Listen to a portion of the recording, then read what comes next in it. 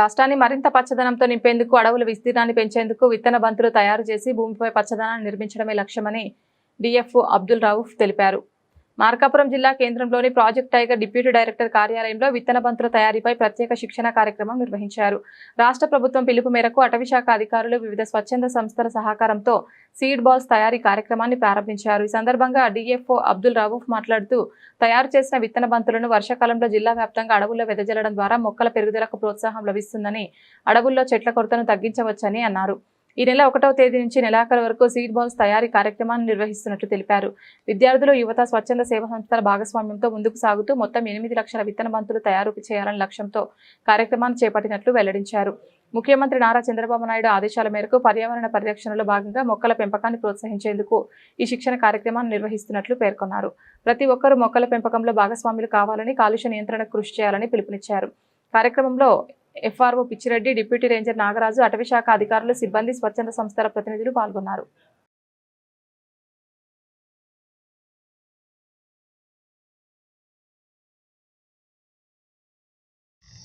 So ఇవాళ మనం ఇక్కడ మార్కాపురం జిల్లాలో అటవీ శాఖ ద్వారా మనం ఒక సీడ్ బాల్ డ్రైవ్ అనేది స్టార్ట్ చేశాము. ఇందులో సీడ్ బాల్స్ ప్రిపరేషన్ అనేది ఒక యాక్టివిటీ మనం అందరం కలిసి చేయాలి అనే ఒక ఆబ్జెక్టివ్తో స్టార్ట్ చేశాం.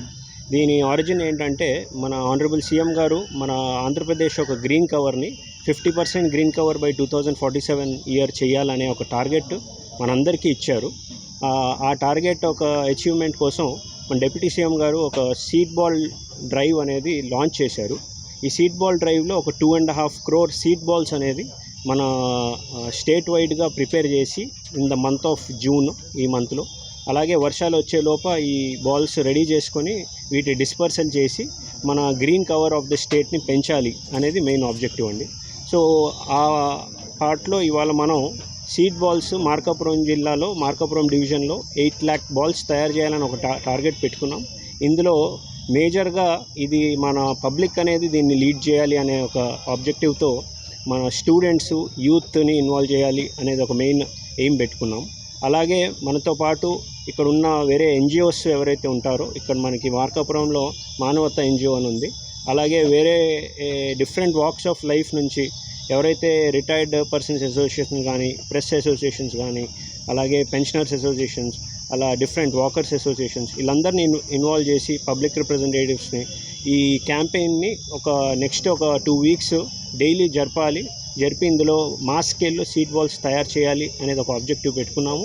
ఇవాళ ఆ ప్రోగ్రామ్ లాంచ్ చేశాము సక్సెస్ఫుల్గా. అండ్ ఈ ప్రోగ్రామ్ నుంచి మనకి తెలిసిన బెనిఫిట్ ఏంటంటే, ఇప్పుడు world environment day June 5th వస్తుంది.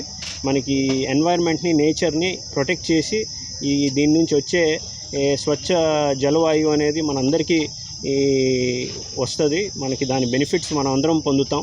సో ఇది మన బాధ్యత, అలాగే మన ఫ్యూచర్ అనేది ఒక మెసేజ్ అందరికీ వెళ్ళాలి అండ్ దీని ఒక ఇంపార్టెన్స్ అందరికీ తెలియాలనేది ఈ ప్రోగ్రాం జరుపుతున్నామండి.